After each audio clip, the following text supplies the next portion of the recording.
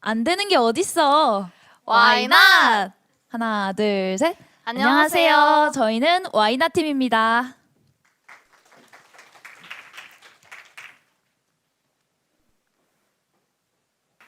팀 와이낫 명랑체케 조셉인 피칭 시작합니다.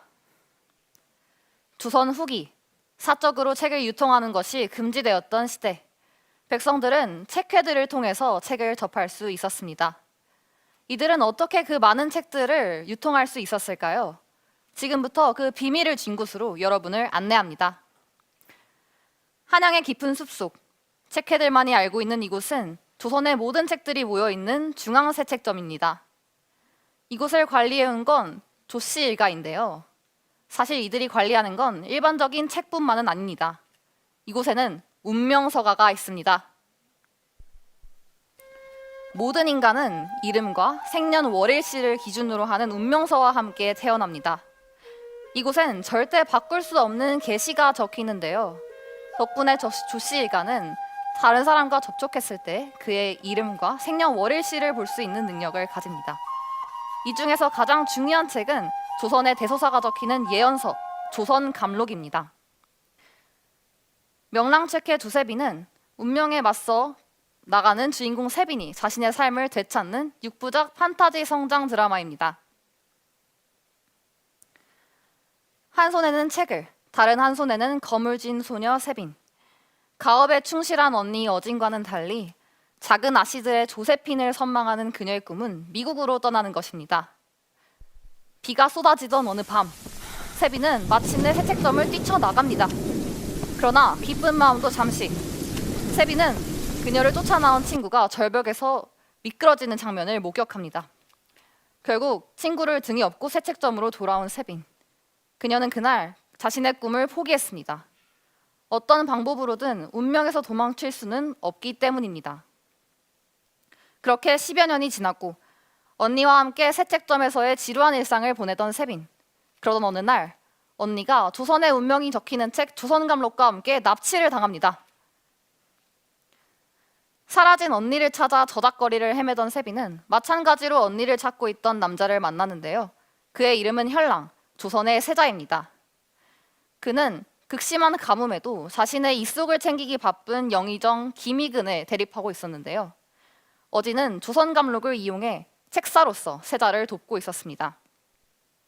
한편 모진 고문을 당하고 있는 어진. 그녀를 납치한 것은 조선감록을 노리던 희근이었습니다. 계시를 통해 도성 인근 마을에 큰 지함이 생긴다는 것을 알게 된 희근은 어진을 인질로 사용해 세자를 유인합니다. 언니를 구하기 위해 나선 세빈은 농민을 이끄는 몰랑 양반 성주, 여인의 몸으로 거상이 된 만옥, 부하들을 아끼는 산적 지대를 만나는데요. 이들은 각자 삶의 역경을 극복하고 본인이 원하는 삶을 살아가는 인물들입니다. 세빈은 이들과 함께 언니를 구하는 데 성공합니다. 세책점으로 돌아온 세빈은 충격적인 사실과 마주하는데요. 희근의 운명책을 열어봤더니 그는 이미 45년 전 죽은 인물이었습니다. 혼란스러운 마음을 안고 조선감록을 되찾기 위해 희근의 서원으로 잠입한 세빈. 그곳에서 희근을 맞닥뜨리고 그와 몸싸움을 벌입니다.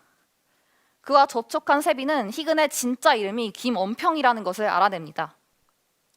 알고 보면 가문의 얼자였던 엄평이 장자였던 형 희근을 살해하고 대신 양반의 인생을 살아왔던 것입니다. 운명체계에서 벗어난 자 희근은 그가 원하는 운명을 직접 쓸 수 있는 유일한 인물입니다. 희근은 조선감록에 그의 영모가 성공한다는 계시를 적습니다. 희근은 유생들을 불러 모아 현랑의 폐위를 주장하는 시위를 벌입니다. 이때 한 무장평민이 나타나 유생들을 살해하고 희근은 이것이 현랑과 밀란 조직의 일이라고 모함합니다. 궁지에 몰린 현랑은 궐을 빠르게 빠져나옵니다. 누명을 쓰게 된 세빈은 동료들과 세책점에 몸을 숨깁니다.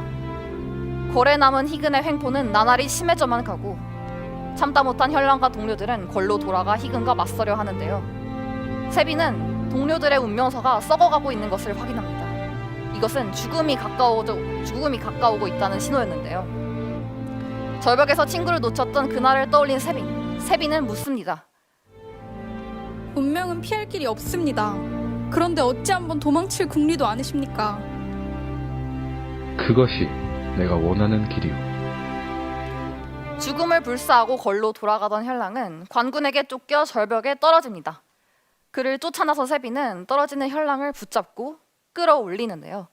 세비는 이미 자신이 과거와는 다른 사람이 되었다는 걸 깨닫습니다. 마침내 영모를 일으킨 희근. 세비는 체케들과 희근을 풍자하는 소설 여우전을 출판합니다. 그리고 하나둘씩 모이는 백성들을 이끌고 벌문 앞으로 나섭니다. 희근의 반란군과 전투를 벌이는 세빈과 백성들. 이들이 시간을 끄는 사이 혈랑은 수도 외곽을 지키던 병력을 데리고 돌아옵니다. 한편 지대는 서원으로 쳐들어가 조선 감록을 되찾는 데 성공합니다. 분노한 희근은 중앙세책점으로 향합니다.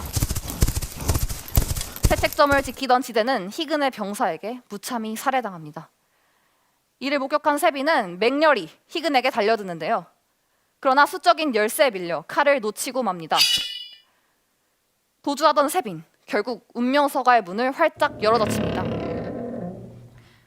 모두 홀린 듯이 서가로 들어서고 희근의 병사가 세빈의 목을 내리치려던 절체절명의 순간, 세빈은 희근이 들고 있던 횃불을 빼앗아 운명서가에 불을 지릅니다.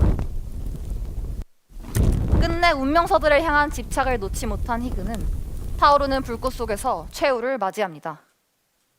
마침내 운명의 굴레에서 벗어난 세빈과 백성들. 그런 이들을 축복하듯 오랜 가뭄을 끝내는 비가 하늘에서 쏟아집니다. 명랑체케 두세비는 다양하고 생생한 백성들의 이야기, 그리고 익숙한 배경을 탈바꿈하는 판타지 소재로 시청자들의 마음을 사로잡을 것입니다. 우리의 현실에 운명이란 존재하지 않습니다. 그러나 여전히 많은 사람들이 남들이 정해준 운명 혹은 바꿀 수 없을 것 같은 미래에 체념하며 살아갑니다. 저희는 그들에게 우리는 어떤 길이든 선택할 수 있다는 희망의 불씨를 전하고자 합니다. 이상으로 발표를 마치겠습니다. 감사합니다.